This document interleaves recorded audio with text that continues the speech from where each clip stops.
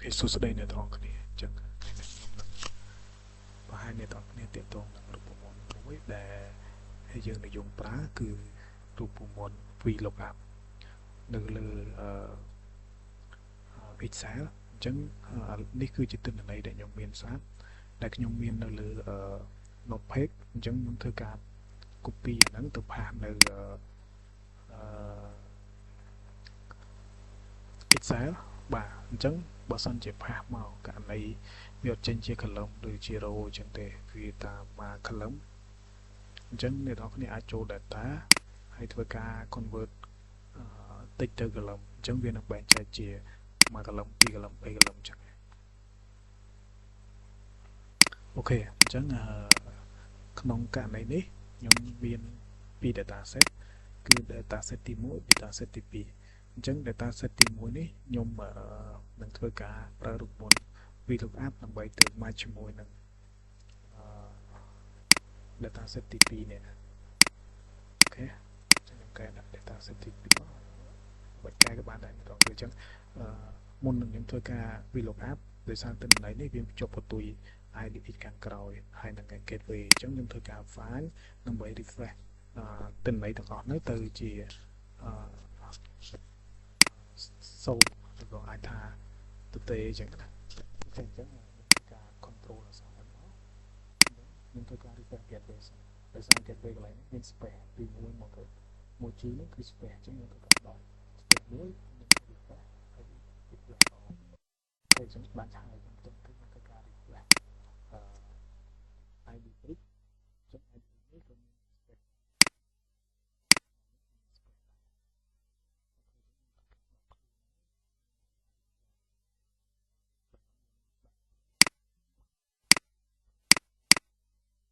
អូខេអញ្ចឹង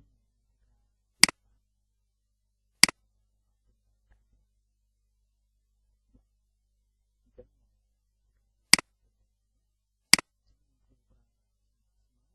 អ្នកនរគ្នាអញ្ចឹងពីលុបអាប់អញ្ចឹងអ្នកនរគ្នាឃើញអញ្ចឹងហើយអាចចុចយ៉ាងនេះគឺអ្នកនរអាចចុច tab អូខេអញ្ចឹងទិន្នន័យដែលអ្នកនរគ្នាចង់យកគឺនៅគេដាក់ថា look up blue អញ្ចឹងយើងរក blue នេះតម្លៃនេះអូខេបន្តមកទៀតយើងខមមួយtable array អញ្ចឹង table array ដែលយើងចង់ find អញ្ចឹងវានឹងថាយើងរកនៅ table array នៅ city 2នេះគឺយើងអាច select មកបាទ select ទាំងអស់ចឹងមកអូខេអ្នកនរគ្នាឃើញទេអញ្ចឹងអ្នកនរគ្នាអាចធ្វើការ command មួយទៀត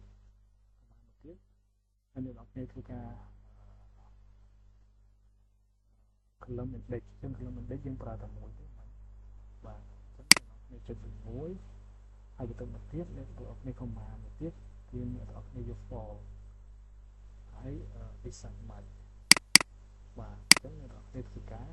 បិទ command វិញហើយ enter អូខេអ្នកអញ្ចឹងអ្នកនរគ្នាឃើញទេអញ្ចឹងមានន័យថាយើង find នៅលេខ1នេះអញ្ចឹងគឺទិន្នន័យគឺវាមានប្រើនៅក្នុងហ្នឹងអូខេអញ្ចឹងយើងស្គមយើងអាចទាញ control ហើយទាញទៅត្រង់យើងចង់ដឹងថាយើង find ទិន្នន័យខាងឆ្វេងដៃទាំងអស់ហ្នឹងតើ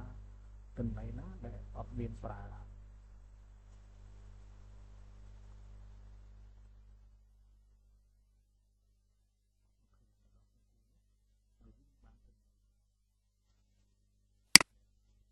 ទិន្នន័យនេះគឺទិន្នន័យដែលយើងមានទាំងអស់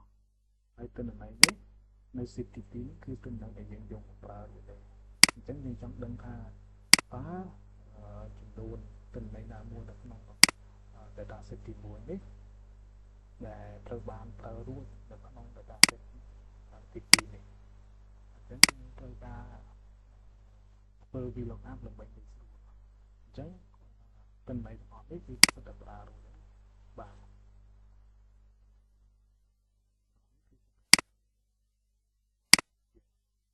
អញ្ចឹងនេះគឺស្មើនឹង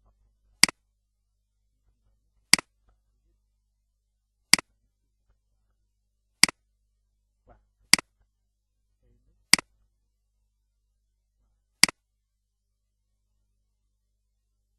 អូខេអញ្ចឹង filter tiếp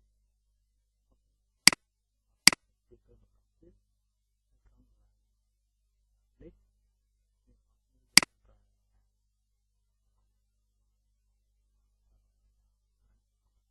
đi cái đi cái lệnh option okay cần riêng để